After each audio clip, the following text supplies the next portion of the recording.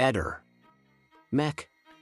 Pallister. Sono Marina, conosco da un paio di mesi Sebastiano, in quanto mi affilava i coltelli che uso in pescheria. Circa 3 mesi fa si è presentato su in pescheria a propormi il suo lavoro ed io ho voluto provare. Passava circa una volta ogni 15 giorni, ma non mi ricordo di preciso il giorno della settimana. Non c'era un giorno prestabilito, passava di sua iniziativa. Veniva, portava i coltelli affilati, erano di solito 5, prendeva quelli che doveva affilare, li metteva nello stesso asciugamano dove aveva portato quelli affilati e se ne andava. Ripeto, non ricordo bene il giorno preciso in cui veniva, comunque i primi giorni della settimana, martedì, mercoledì o giovedì, non oltre. Forse a Natale è venuto e forse era di giovedì perché quest'anno il Natale è stato di sabato e noi abbiamo lavorato fino a venerdì 24. Non mi ricordo quando è passato l'ultima volta, come dicevo forse il giovedì prima di Natale. Non ricordo il giorno perché non faccio caso alle date, anche nella vita privata faccio disastri e mi dimentico le date. Non conoscevo la moglie del signor Visintin. Ho saputo il cognome del signor Visintin perché l'ho letto sui giornali, io lo conoscevo con il nome di Seba. C'era esclusivamente un rapporto per il servizio che lui mi offriva, come dicevo veniva in pescheria, lasciava i coltelli affilati, prendeva quelli da affilare ed andava via. Si intratteneva giusto il tempo di fare lo scambio dei coltelli. Per il pagamento se la vedeva con mio marito. In occasione del funerale della signora Resinovic Liliana ci siamo portati alla ore 09 presso il cimitero di Sant'Anna. Veniva controllata la lista delle esequie previste per la data odierna senza però rilevare i dati della Resinovic. Facendo un giro presso le stanze ove vengono esposte le bare si scopriva che la stanza dove sarebbe stata esposta la Resinovic Liliana era la 22. Alle ore 9:17 è arrivato il signor Visintin Sebastiano, marito della Resinovic Liliana. Poco dopo è arrivato il fratello Resinovic Sergio. L'apertura della stanza 22 è avvenuta alle ore 9:27. Verso le ore 9:47 si sono presentate alcune donne con dei cartelli colorati che sono stati appesi sulle pareti dentro la stanza 22. Poco prima dell'arrivo del prete dentro e fuori della stanza si potevano contare all'incirca una cinquantina di persone. Alle ore 10:37 è giunto il prete. Alle ore 10:40 è iniziata la cerimonia religiosa. Alle ore 11 è iniziato il corteo funebre appiedato dietro l'auto con all'interno la bara della Resinovic. Alle ore 11:09 il corteo è arrivato nei pressi della zona dove è stata sepolta la bara. Alle ore 11:18 è iniziata la fase della discesa della bara. Alle ore 11:30 a fine cerimonia Visintin si allontana dalla tomba della moglie per tornare indietro. Si precisa che durante la cerimonia il clima tra i presenti è rimasto sempre composto.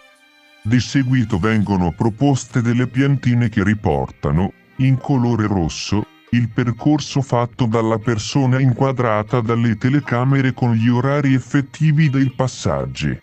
La prima piantina riporta un percorso che parte dal primo punto in cui la donna è stata individuata fino a Piazzale Gioberti, arrivo 8:50, 16. La seconda piantina riporta l'ipotetico percorso fatto partendo da Piazzale Gioberti, ore 8:50 minuti e 24 secondi, fino all'ingresso principale e dall'ingresso secondario dell'ex comprensorio psichiatrico.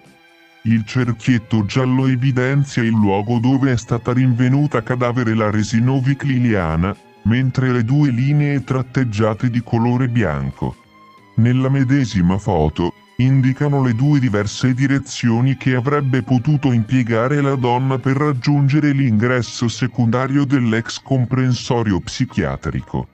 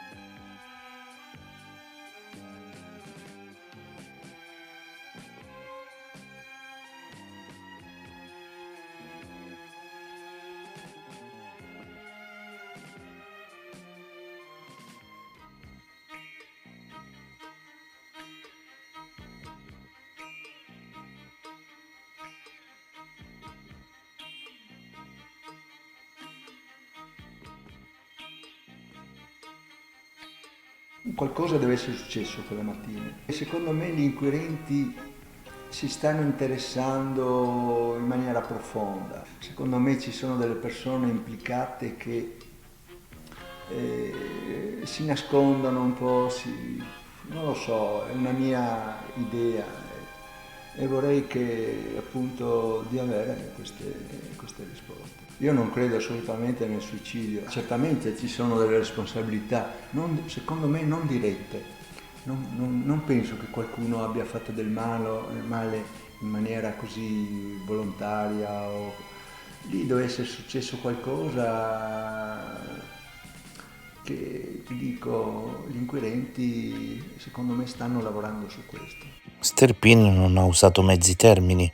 Devi anche un po', secondo me, rispettare un po' quello che la dignità di Liliana e del marito. È una cosa che pensa lui, che dice lui e che comunque nessuno può dimostrare. Io non ho Liliana qua vicino a me che mi dice guarda, questo signore dice la verità. Era seria, era preoccupata. Mi rendo conto il perché era preoccupata, perché l'indomani doveva incontrarsi con questo Claudio. E lì forse lei non era, l'ho vista che non era a posto. Il mio obiettivo è scoprire cosa è successo quella mattina, scoprire perché Liliana non è venuta più a casa. Ecco, questo è il mio obiettivo nel mio futuro, della mia vita. Ehi, non dimenticare di iscriverti a questo canale.